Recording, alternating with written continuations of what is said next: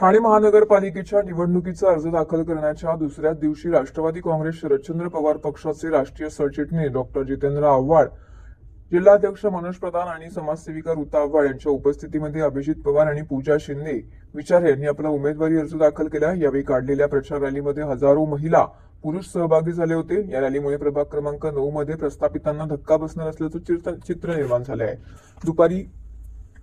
या रॅलीमुळे प्रभाग क्रमांक 9 मध्ये प्रस्थापितांना धक्का बसणार असल्याचं चित्र निर्माण झालं आहे।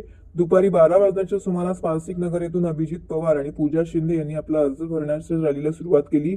या प्रसंगी जिल्हाध्यक्ष मनोज प्रधान हे देखील उपस्थित होते। राष्ट्रवादी काँग्रेस शरदचंद्र पवार पक्षाचे झेंडे आणि तुतारी वाजवणाऱ्या माणसांचं कटआउट कार्यकर्त्यांच्या हातामध्ये देण्यात आलं होतं। संपूर्ण प्रभागामध्ये ही रॅली फिरवण्यात आली। विशेष म्हणजे रॅली दरम्यान स्थानिक गावकऱ्यांनी अभिजित पवार आणि पूजा शिंदे यांचे जागोजागी औक्षण केलं।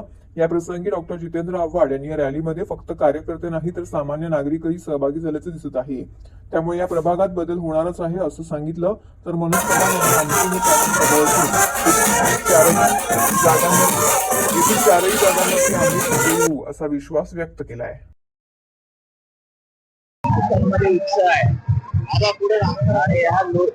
लोकांचा उत्स्फूर्त सहभाग शक्ती प्रदर्शन म्हणता येणार नाही। लोकांच्या एकजुटीचा, लोकांना जो बदल हवा आहे त्याच्यासाठी लोक एकत्र तिने लढतो आणि जनता आमच्या बरोबर।